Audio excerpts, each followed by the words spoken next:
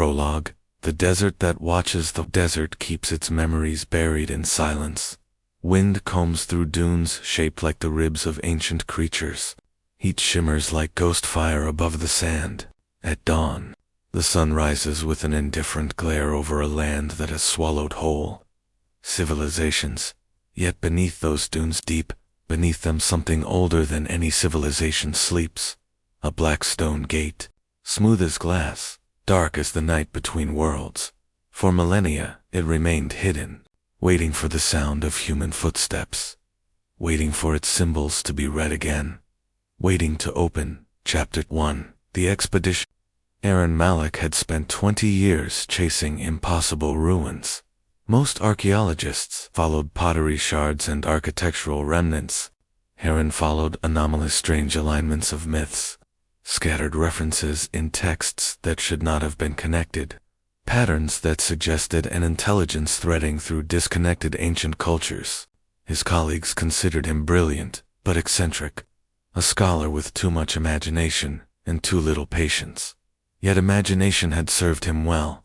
It had led him here, the empty quarter of Arabia, a desert vast enough to hide continents of lost history. His team numbered 6. Dr. Livia Serrano, epigrapher, an expert in proto-writing, Professor Yuma Dazin, comparative mythologist Noor El-Hadi, desert guide Elias Ward, engineer and drone operator Samira Kumar, geologist Aaron. Expedition led. The heat pressed on them like a physical weight as they crossed the dunes. The wind tasted metallic, carrying a strange centozone mixed with something almost floral. Livia noticed it first. "Smells like a storm is coming," she said.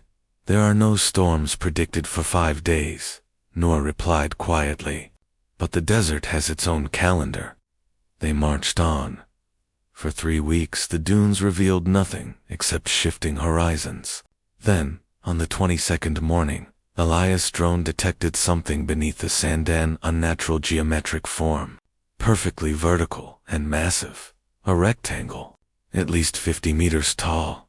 Could be basalt, Samira guessed. But the density readings are strange. Too dense. More like obsidian. "Obsidian doesn't form slabs that big," Livia said. "That's what worries me." The team dug for hours, then days. The sand resisted them, as though clinging to whatever it hid. But on the 4th dawn, the sun rose on something no human eye had seen in thousands of years. A gate. A colossal black stone gate, smooth and unblemished, except for the carvings running across its surface, symbols, neither wholly Sumerian nor wholly Mayan, but unmistakably related to both. Livia froze the moment she saw them. "These scripts are separated by an ocean in 3,000 years, she whispered. "How can they appear together on the same monument?" Aaron touched the stone. It pulsed under his palm like something alive. The desert grew quiet, as if listening. Chapter 2. Echoes of 2 worlds. That night, under lantern light, Livia examined high-resolution scans of the gate's symbols. The others listened as she spoke in a slow, uncertain voice. Sumerian cuneiform and Mayan glyphs share no structural lineage, yet here they're merged, interwoven. It's not random. Someone intentionally combined 2 scripts that never should have met. Professor Dazin leaned closer. "Myths speak often of teacher gods, beings who traveled across the world, teaching, writing, agriculture, astronomy, Quetzalcoatl, Enki Virakaka. Perhaps please don't say aliens," Elias groaned. Dazin shrugged. "I said teacher gods." Aaron remained silent. His fingers traced one of the symbols. "This one," he said, "is Sumerian forgate, and the part beside it," Livia added, "is a Mayan glyph, meaning to descend." Aaron smiled faintly, eyes glittering with the thrill of discovery. "So, together," he said, "they translate roughly to gate of descent." A hush fell over the tent. "What does it open to?" Elias asked. Dazin's face was unreadable. "Myths speak of the underworld, but not the underworld of the dead, a deeper world. One beneath ours, not metaphorical, but physical. Samira rolled her eyes. So, a giant obsidian door in the middle of a desert leads to a literal underground civilization. That's absurd. Absurd, Dazen replied calmly, is a gate combining two scripts from cultures separated by oceans before transoceanic travel existed. Samira went quiet. Aaron closed the laptop. Tomorrow, we try to open it. Chapter 3. The First Awakening at dawn. The desert was cold, almost gentle. The team approached the gate cautiously. It has no hinges, Elias noted. No seams. It's a monolith. No gate is truly seamless, Aaron said. The mechanism is simply hidden. He pressed his palm against the central symbol, the glyph of combined descent. The stone warmed under his touch. A deep rumble cracked through the sand. The carvings along the surface glowed faint gold, then deep green, then something colorless and impossible to describe.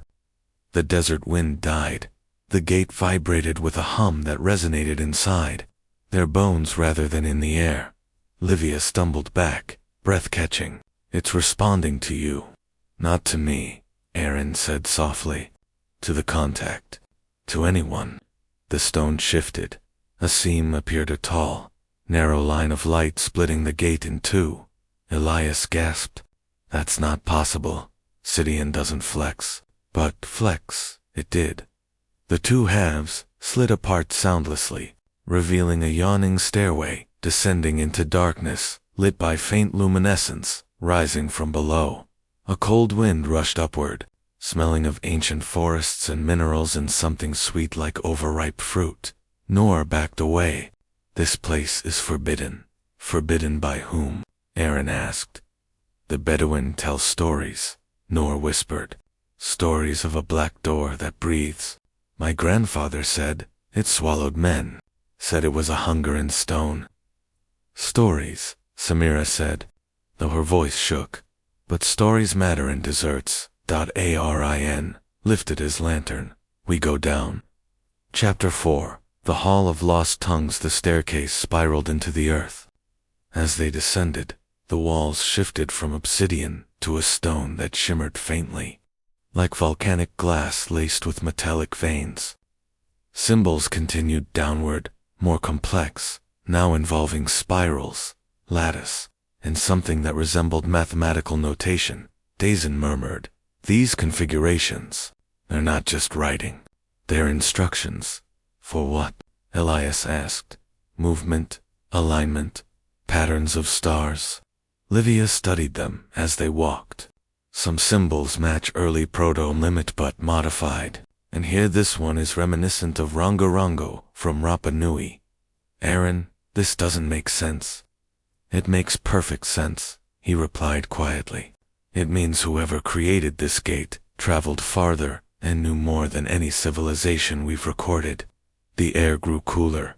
The walls widened into a chamber so vast their lantern light couldn't touch the ceiling. Bioluminescent moss illuminated carvings that encircled the entire hall. At the center stood a pedestal. On it lay a single object, a shard of obsidian carved into a perfect rectangle, engraved with the same hybrid script. Livia lifted it gently. Her breath trembled. This is a codex. The carvings pulsed faintly. Aaron felt an electric pressure behind his eyes, like a thought trying to push its way in. Translate it, he said. Livia studied the first line. Her face went pale. It says, we were here before you. We shaped the world you inherited. Elias swallowed. So, who were they? Livia read the next line. We walked the sky when the earth was young. The teacher gods, Dazen whispered. No, stepped back. We should leave. This is not meant for us. But the pedestal began to glow. Something activated. Something awakened. The gate above closed with a distant, thunderous sound. They were locked inside.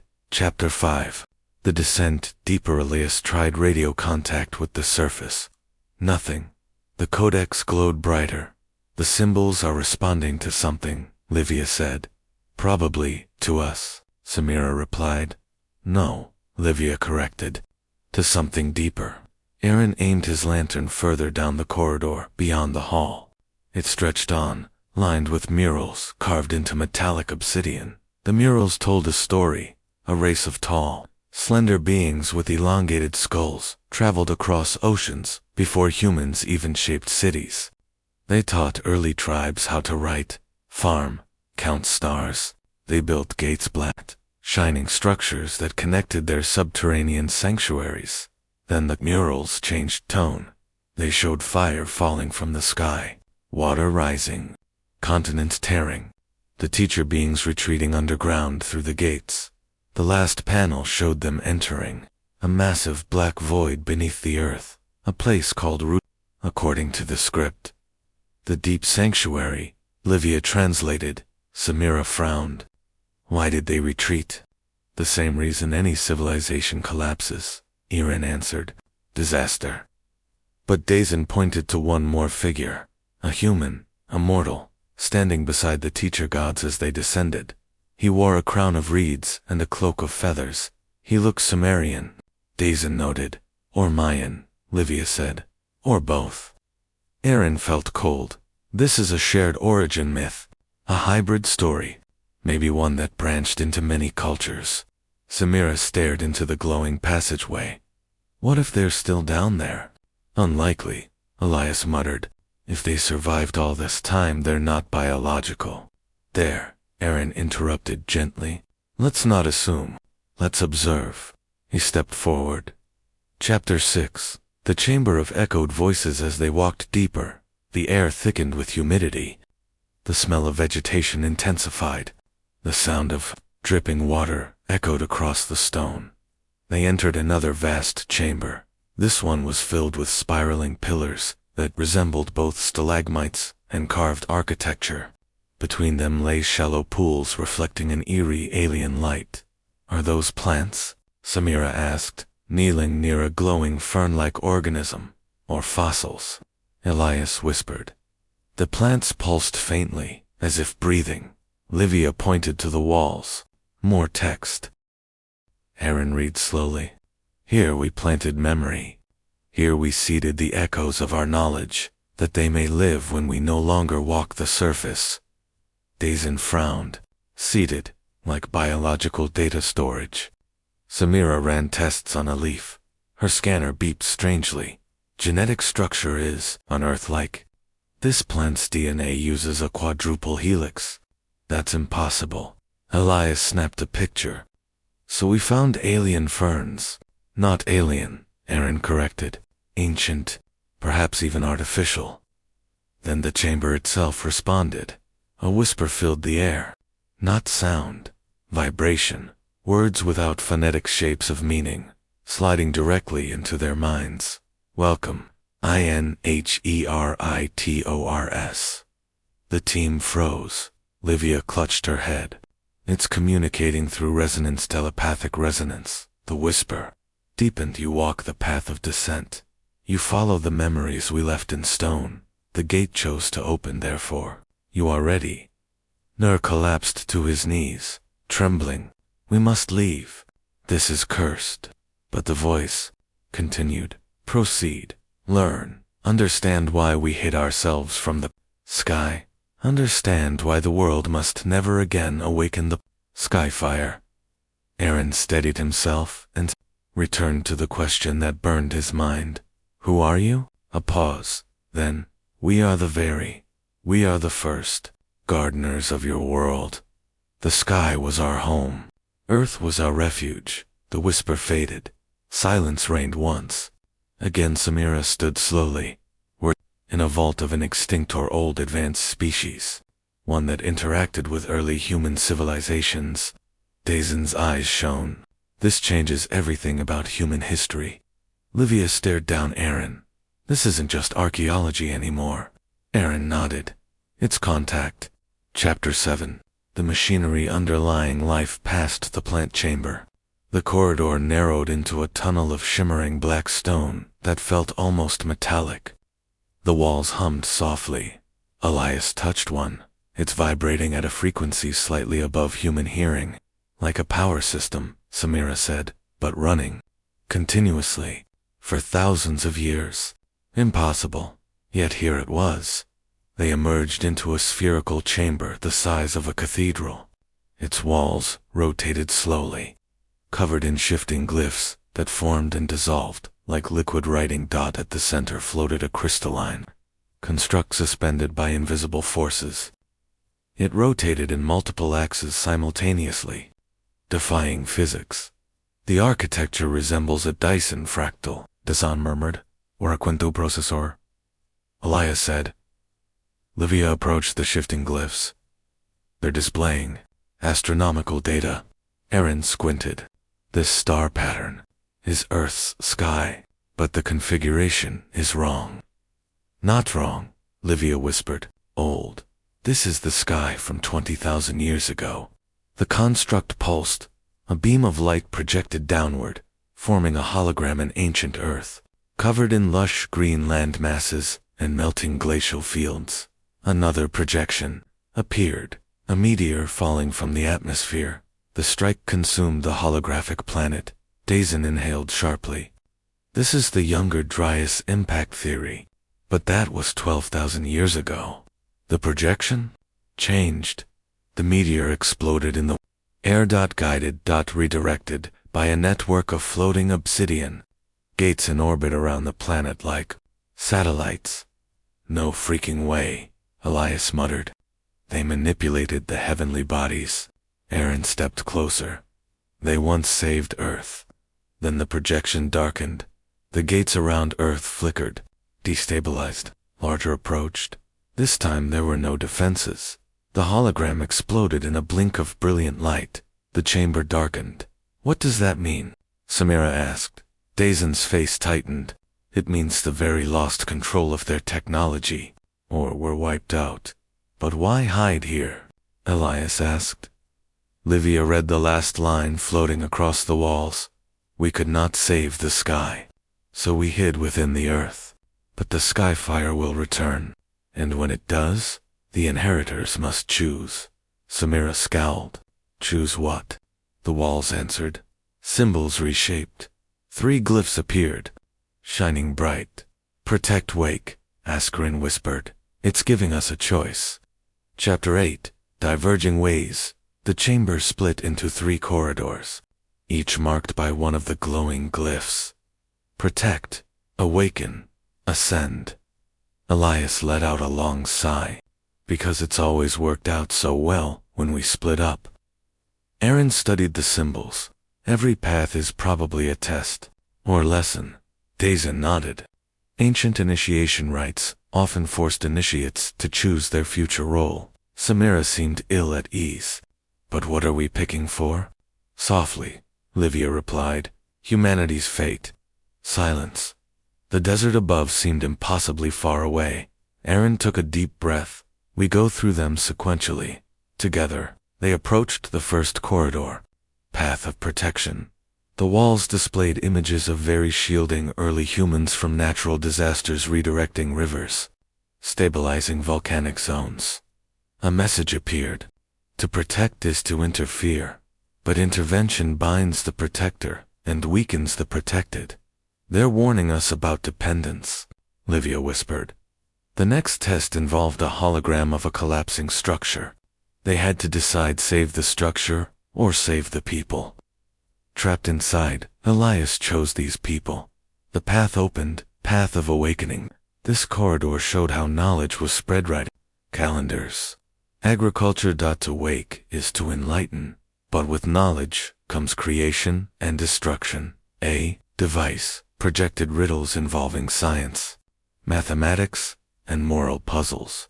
They solved them slowly, feeling the weight of each decision. Path of ascension. This path felt different, colder, low. Frequencies vibrated the air.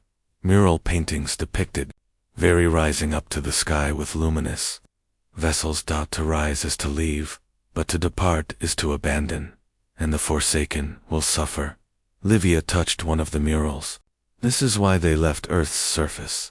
They saw something coming. Elias swallowed. Another meteor? Dazen shook his head. Something worse. They came to a sealed door. Aaron pressed the central symbol. The door opened, and behind it, Chapter 9, the living archive's circular chamber glowed with soft light. In the center stood 10 obsidian sarcophagi arranged like petals around a central pillar. The pillar, humming, rumbled with visible waves of energy. Inside each of them was a well-preserved body of a VIYRI, tall, graceful, elongated skulls, cartilage-like filaments along their arms like vestigial wings, and eyes closed in eternal rest. Samira exclaimed, "They're intact. They're sleeping." Livia whispered. Arin stepped closer. The sarcophagi lights flickered. One of Veri's eyes opened. A transparent membrane slid away from its irises. It spoke, not aloud, directly into their minds. "Do not fear. We have watched you. We have waited for your kind to return." The team froze in absolute shock. The Veri rose slowly, joints unfolding with an organic grace. "This gate is our memory, and now it is yours. For the Skyfire returns. Your world is not ready, but you. 5 inheritors may prepare them." Aaron stepped forward with trembling resolve. "What must we do?"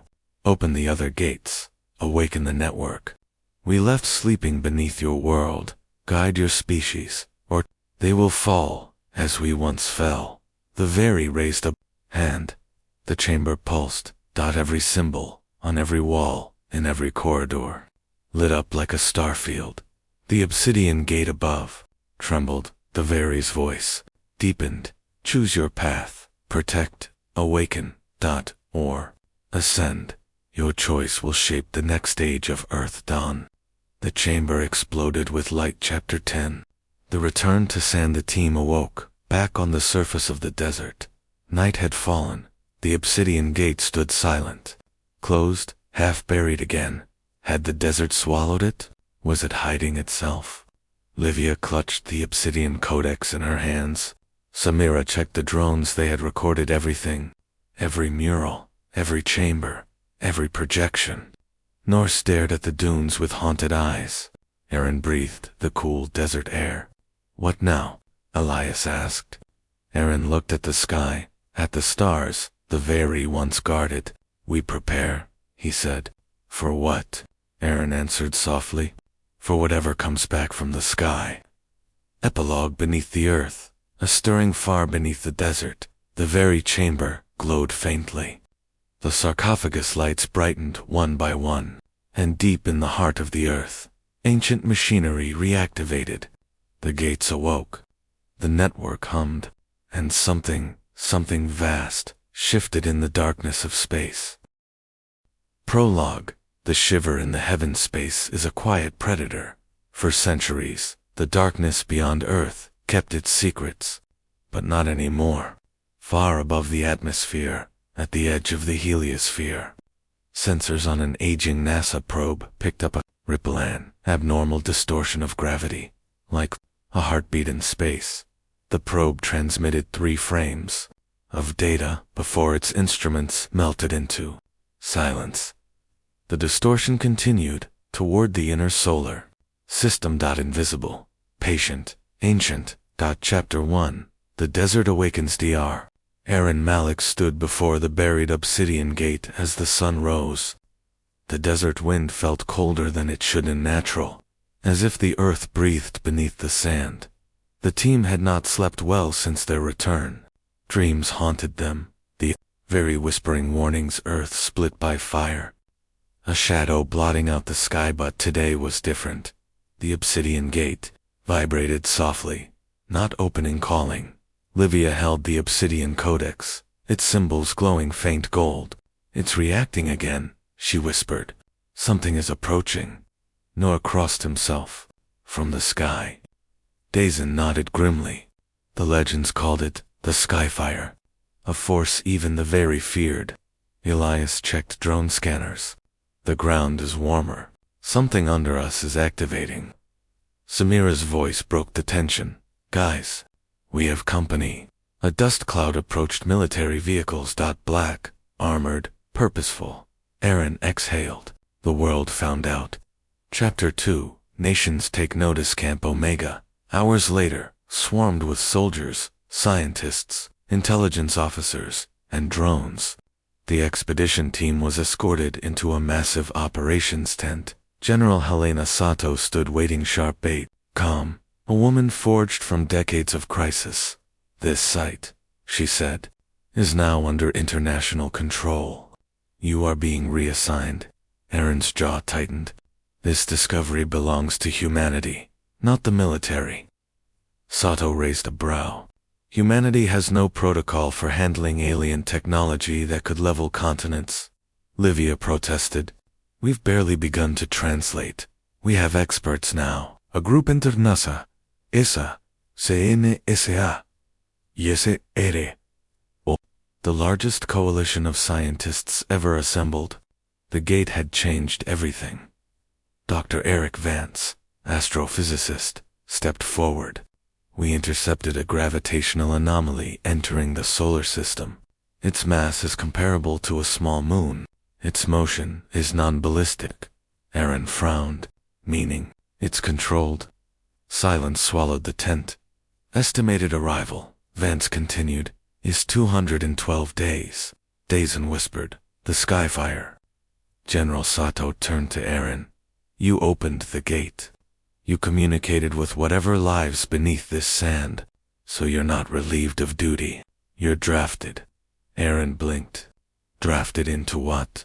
Sato pointed to the towering black monolith outside. "Earth's last defense." Chapter 3. Voice of the Verith Gate opened again that night.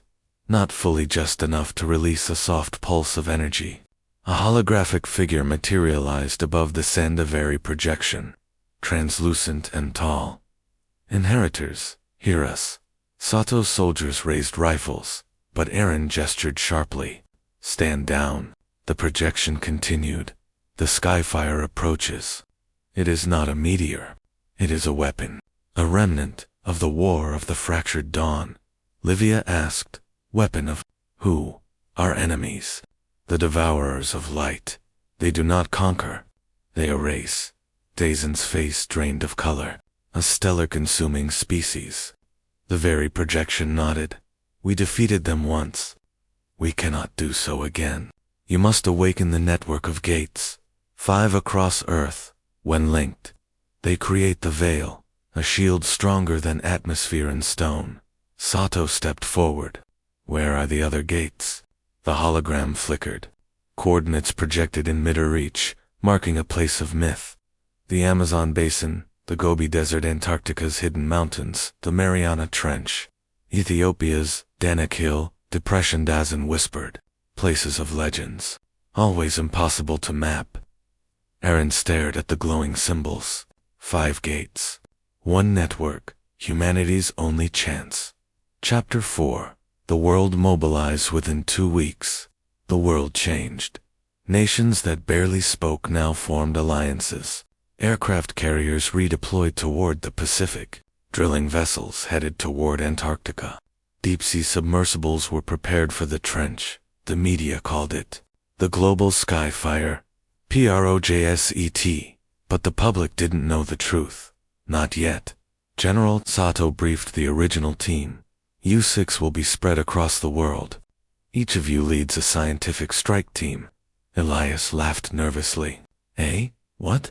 "A task force combining archaeology, engineering, and military support." She listed their assignments. Aaron Malik, Antarctica Gate; Livia Serrano, Amazon Gate; Dazen, Ethiopia Gate; Samira Gobi Gate; Elias, Mariana Trench Gate Nor, Support Commander. Global Logistics. They were stunned. Aaron swallowed. "Why split us?" "Because we think these gates co-activate. They need simultaneous ignition." Livia whispered. "But if one fails?" Sato nodded grimly. "Earth's shield fails, and we burn." Chapter 5. Antarctica. The gate of frozen Timarin soared through blistering winds aboard a Black Ops transport plane. The white continent stretched endlessly, below a wasteland of frozen bones. There. Target lay beneath the Transantarctic Mountains. Satellite. Scans revealed a structure kilometers Why geometric shapes impossible for natural ice formations? As Aaron descended with the team, metallic spikes jutted from the ice like the ribs of a buried titan. Samira's voice crackled. Through comes from Mongolia.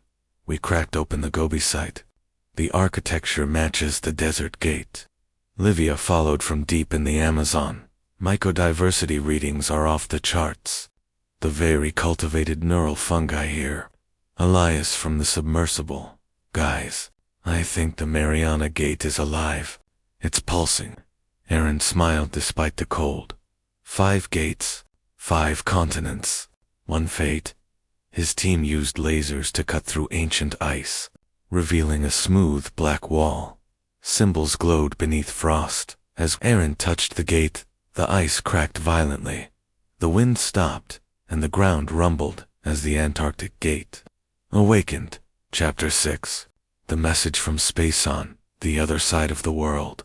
Astrophysicists watched, monitors with growing horror. The approaching object changed course. It was now decelerating. Objects do not decelerate unless guided. It emitted a signal. 3 pulses. A pause. 3 pulses. A pause. A language. And then a final chilling message. We remember you. Very. We finished what you fled. Now we consume your heirs. Earth went silent. Somewhere beyond Jupiter, a shadow the size of a mountain glided closer. Chapter 7. The Amazon awakens. Livia's expedition hacked through dense rainforest until they discovered a black spire rising through tangled vines. The glyphs were organic, growing like roots. The Amazon Gate was alive. Her drones scanned a massive underground chamber. Structures spiraled like nerve clusters. Livia touched a pulsating vine. Her mind filled with images. Very bioengineers crafting hybrid ecosystems. Forests used as power matrices. The gate functioning like a living battery. Aaron, she whispered through comms. This gate isn't just a machine. It's a living organism. And can you activate it? He asked. She inhaled. Yes, but it might activate me back. Chapter 8. The Gobi Sturzy. Gobi. Desert shook with tremors as Samira's team excavated a massive obsidian plateau. Buried under dunes, a storm spiraled overhead and rotating around a point of invisible energy. The gate opened into a colossal vault filled with crystalline pillars. Samira realized what they were. Quantum capacitors. The Gobi Gate was the catalyst of the world network. If it charged, all the gates charged. If it failed, the network would collapse. Chapter 9. Depth of the Trench. Elias. Submersible descended further than any human craft before. At 7 miles deep, volcanism created a glowing underworld there. Rising from the ocean floor was a spiral tower of obsidian, a gate built for pressure no land structure could endure. Whale-like drones scanned the structure. It resonated with low pulses like echoes of whale song. Elias touched his console. The gate is singing. Chapter 10. The Ethiopian crown Dazen stood before a volcanic chasm in the Danakil Depression. Lakes of acid bubbled like hells. Cauldrons.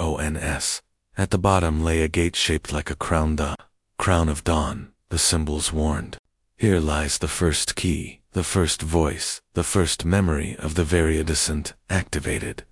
The codex fragment. A projection appeared. The first Very King. His message was simple. If the Skyfire returns, you must unite us again.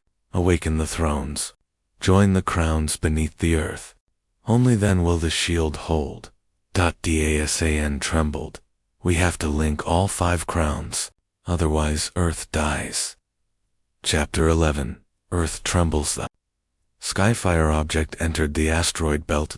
Global detection systems failed. Satellites blinked off, one by one. Solar winds spiked. The object was now close enough to be seen through telescopes. A sphere of shifting black geometry. Alive, searching, feeding on starlight. General Sato convened a global emergency. Meeting, we have 56 days until atmospheric entry. Every gate must activate within 40, Aaron whispered, or Earth burns. Chapter 12. Antarctica's Hardarin and his team drilled deep until they found a core chamber of obsidian veins glowing with cold blue fire. Inside, the Very had preserved something astonishing, a star map showing orbits, gate alignments, and a massive energy channel pointing to Earth's core. Samira confirmed it through comms. All gates have identical channels. They link at the center of the planet. Aaron breathed. The shield isn't around Earth. It comes from inside Earth. The Very used the core as a planetary reactor to activate it. All 5 gates must fire simultaneously. A planetary ignition. Chapter 13. Countdown teams across the globe sent updates. Amazon Gate. Neurovines connected. Bioreactor stabilizing Gobi Gate. Quantum pillars fully charged Ethiopia Gate. Crown interface decoded. They are liars. Veluth raised a hand. A Karun froze in midair, lifted by invisible force, and shattered into dust.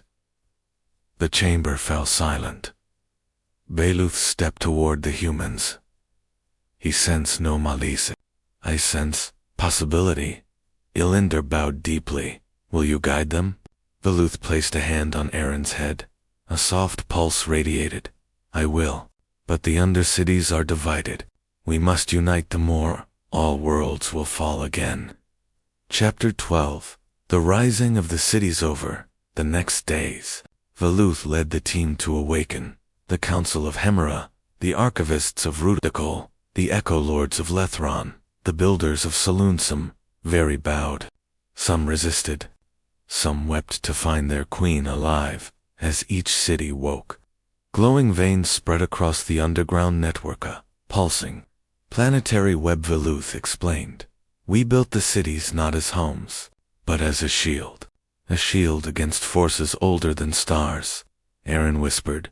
The Devourers of Light. Yes, she answered. And they stir again. Livia felt a chill. So the Skyfire wasn't the end. No, Veluth said. It was the beginning. Chapter 13. The Hostile Ones. Not all cities welcomed the Queen. Some fragments of Very civilization had decayed into something monstrous, deep in basalt tunnels. They found the hollowed Very, whose minds broke during millennia of stasis. Creatures with crystalline exoskeletons and shattered consciousness, Veluth warned. These cannot be reasoned with. They are echoes twisted into form. One hollowed lunged at Naran, impossible blur of limbs. Sulainra tackled it, shattering its body into shards. Ilinder whispered, the deeper we go, the worse they become. Chapter 14. The Cathedral of the Heartstony at last. They reached a colossal chamber beneath Solawan. A planet-sized crystal hung suspended, like a beating heart. The Heartstone. Veluth spoke softly. This powers all Undercities. Through it, Earth itself is shaped. Samira gasped. You controlled tectonics. Veluth nodded. Double quotes. We kept your world stable until our collapse. Aaron stepped forward. So what now? Veluth placed a hand on the Heartstone. A pulse spread across continents. Every gate, every city, every chamber awakened. Now, she said, we prepare Earth for what is coming. Chapter 15. The Hidden Cities. Rise across the planet. Caverns lit, towers hummed, sleeping Very awoke, hollowed, howled. Gates pulsed, human sensors detected seismic waves, but no earthquakes followed. Instead, Earth's crust strengthened, the magnetic field stabilized, a global resonance spread. General Sato radioed Aaron. What's happening down there? The whole planet lit up. Aaron stared at Veluth. We didn't find one city. We found a civilization. Veluth extended her arm. Humanity and Very must stand together. For the Devourers are not far. The war for the sky begins below the ground. Aaron exhaled. What must we do? Veluth's eyes glowed. Unite the cities. Tame the hallowed. Awaken the thrones of Soluan. Then awaken the city beneath the oceans. Elias sputtered. There's an ocean city, too. Veluth smiled. There are 7. Epilogue. The deepest tremor far below even the heartstone. Something immense stirred. A sleeping leviathan of obsidian plates. A city. Alive. Older than the very. Older than gates. Older than history. Its eyes opened, and it whispered from the deep, at last. The queen wakes. And so must I. The Obsidian Gate. Book 2. The Hidden Cities of Earth. A mythological archaeological epic. Mysterious. Ancient. Atmospheric prologue. Beneath the crust. Cities dream long before deserts formed. Before ice-carved valleys. Before the first humans shaped tools. The very walked the underworld. A network of cities not built in caverns, but grown into vast bioluminescent hallscapes threaded through earth-like arteries. They were the subterraneums Rudical, Himera, Lethron, and the forgotten capital. Soluan. Some cities fell asleep. Some cities died. Some cities waited. And now, the gates pulse again. The very whisper across stone. Awaken the children of dust. Their time has come. Chapter 1. The gate stirs again. The desert wind hummed against the obsidian gate as Aaron Malik approached, with quiet dread. 6 months had passed since the global crisis with the Skyfire. Earth survived but only barely, and though the threat retreated, the very were not done with humanity. Tonight, the gate throbbed with a low pulse. Livia Serrano, clutching her codex tablet, whispered, "It's calling us back." Something below moved. Elias Ward frowned. Not the same danger as last time, right? Nor, staring at the glowing surface, murmured, "The desert is breathing again." That cannot be good. Aaron touched the stone. It warmed. Symbols spiraled like waking eyes. A whisper entered all their minds. "Descend. The undercities know you now." The gate slid open, and the darkness below exhaled warm. Ancient air. Chapter 2. The spiral moth. A staircase they had once walked was gone. In its place lay a spiraling descent made from intertwined mineral ribs that looked almost organic. Light pulsed through the veins in the walls. Dazen whispered, "This tunnel wasn't here before." Livia corrected him. Or it rearranged itself. Very architecture is semi-living. The deeper they went, the more the air changed humid, filled with a faint metallic scent. Elias scanned the walls, reading carbon structures, but not biological, more like engineered minerals. Samira touched a glowing ridge. It's warm, like bone. Aaron inhaled deeply. The city is waking up. At the tunnel's end, a colossal cavern opened beneath them. Their lights flicked on, and the world below came alive. Chapter 3. The first subterranean Umbunist towers spiraled upward, like frozen lightning. Bridges of living crystal arched across vast chasms. Rivers of glowing silver flowed through engineered trenches. Everything hummed with soft, ancient resonance. Aru-dal. The first city. Samira staggered. How can this be inside Earth's crust? The heat, but the cavern was cool, stable, regulated. Elias whispered, "This is impossible." Livia smiled faintly. "No, this is very design. They shaped matter like clay." Aaron noticed something else. Statues, nearly 50 of them. Tall very figures standing like guardians, each holding a crystalline staff. Nur muttered, "Those are not statues." Aaron stepped closer. The statues' breath slow, soft exhales. They were sleeping. Very Dazen's voice trembled. "This is not a ruin. This is a hibernation vault." Livia's codex flickered violently. Symbols rearranged themselves into a warning. "Do not awaken the wrong one." Chapter 4. The first awakening. A deep hum rippled through the cavern. One very stirred. Its translucent skin glowed faintly. Its eyes opened, silver irises swirling like galaxies. It spoke not in sound, but in resonant mind voice. "Children of dust, You walk our halls, Livia stammered. We mean no harm. The Very stepped down from its perch. It was elegant, towering, graceful, with elongated limbs that swayed like branches. We slept through your ages. We preserved ourselves for an era when guidance was needed. That era is now. Aaron stepped forward. Are you friend or enemy? The Very tilted its head. I am Ilindor, archivist of the Deep City. I am, friend, if you are wise, enemy, if you repeat our mistakes. Dazen gulped. What mistakes? Ilindor pointed upward through the stone. The cities beyond sleep. Some sleep in peace, others in madness. Chapter 5, Himara.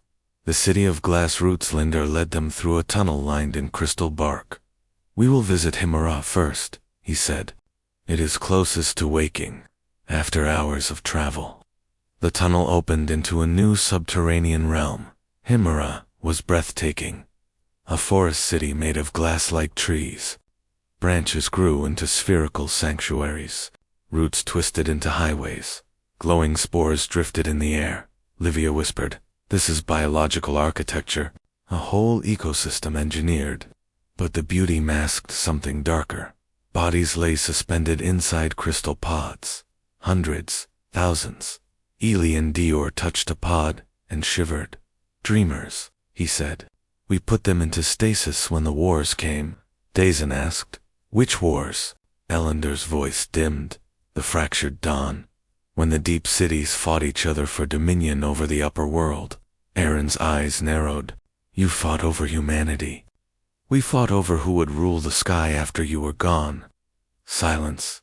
The team exchanged horrified looks. But beneath the pods, something moved. Something awake. Chapter 6. The Lost Faction. A booming vibration echoed across Hemera. Ilindor froze. They woke. From behind crystal trunks emerged. Very not like Ilindor.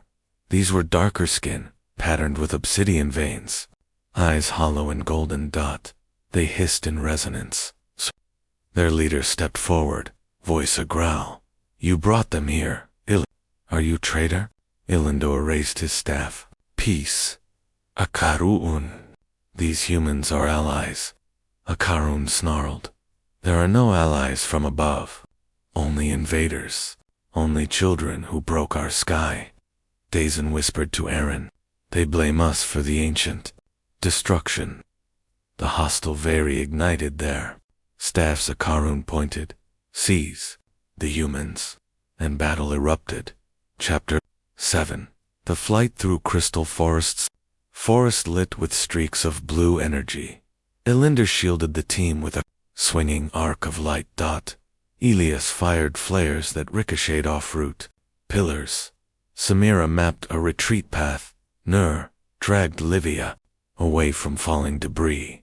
A Karawin's faction chased them across glass bridges and glowing ridges, chanting, "Children of dust must not leave." Elindor shouted, "Run to the resonant lift." A pillar of vibrating crystal rose from the ground. When they stepped on it, it launched them upward, like an elevator made of sound. Himora faded below. Akaron screamed in fury. Chapter 8. Lithron. The Echo City. The lift carried them to a higher cavern, colder, darker. Sound behaved strangely here. Their footsteps echoed seconds later. Distorted dot. Leth-Raan. The City of Echoes. Elinder explained. This city records sound as memory. Walls played whispers of old battles. Shouts of ancient Very. Even a child laughing heard centuries too late. Aaron felt a chill, like ghosts. "Yes," Ilindor answered. "Our own?" The city's core chamber held a massive harp-like construct made of vibrating pillars. Ilindor touched a pillar, a scene projected in sound memory. Very armies clashing, gates collapsing, humans fleeing. The sky burning red. Livia gasped. "This is your war." Ilindor nodded. "We tore the earth open with our pride." Dazen asked softly, "Why show us this?" Elinder's silver eyes met Aaron's. "Because if you awaken the wrong city, everything we destroyed will rise again." But before Aaron could respond, a tremor shook the cavern. The echo pillars flickered, something woke. A voice boomed. You brought outsiders to the echo seat. A towering figure stepped from the shadows. Its crystalline armor gleamed. Its voice was cold.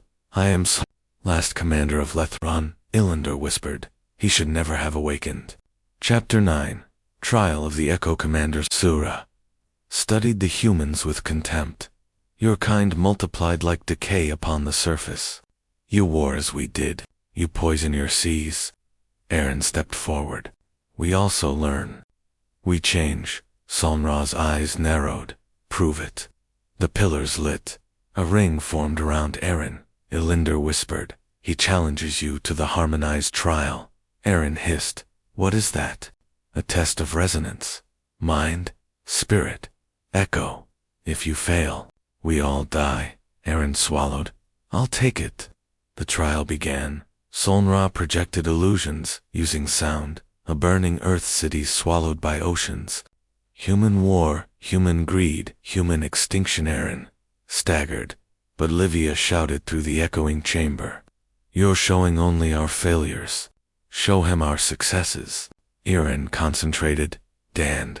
The illusion shifted. He projected human kindness, disaster relief, doctors healing, people rebuilding, children learning. Su. Lainra stumbled backward. You changed the resonance. Aaron whispered. We're flawed, but we grow. Solnra bowed his head. Then Lethron will not rise against you. He stepped aside. A new door opened. Chapter 10. Solowan.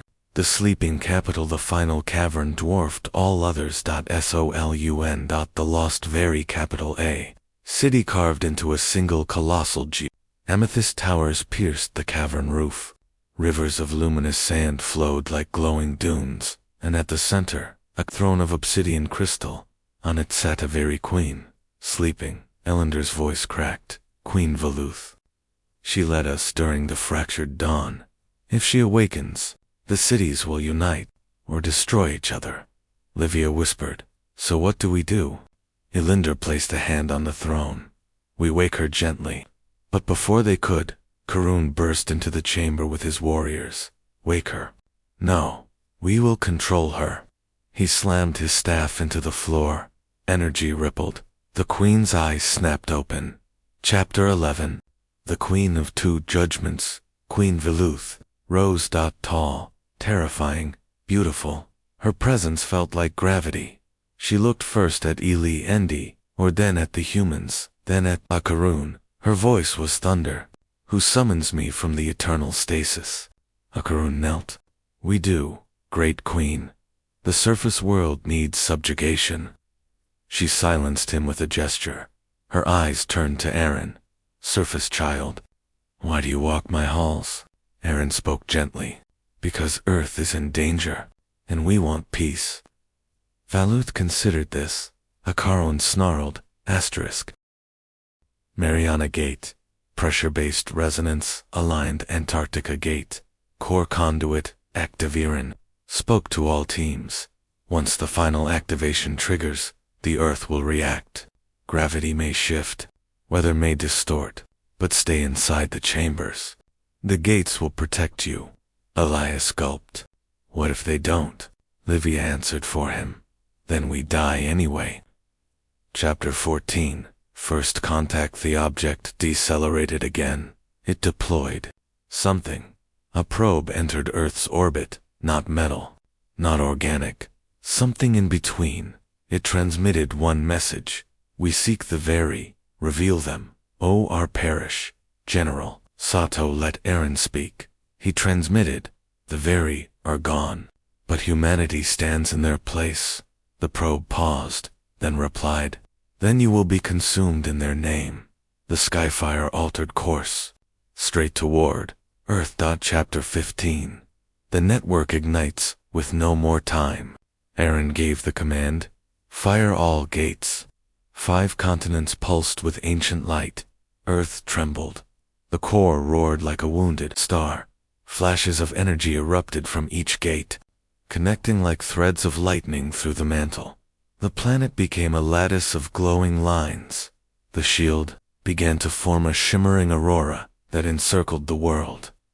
Chapter 16. The sky burns. The sky fire reached Earth. It struck the shield.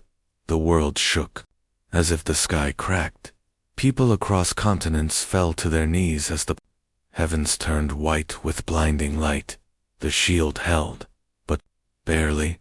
Livia screamed, "Through comes! The network is overloading!"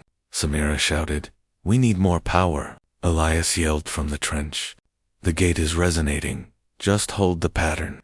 The shield flickered. Cracks of cosmic fire pierced it. Earth was seconds from annihilation. Chapter 17. The very returned suddenly from beneath Antarctica. A column of blue light shot into the sky. A figure rose within it. An army of very projections, awakening across the planet. Their collective voice thundered. "You opened the gates.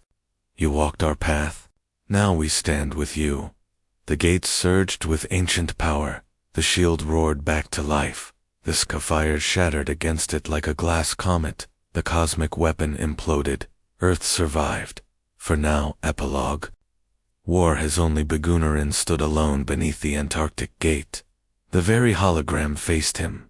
"Inheritor, hear us. You have awakened the world network." But the sky fire was only a scout. The devourers will return in full force.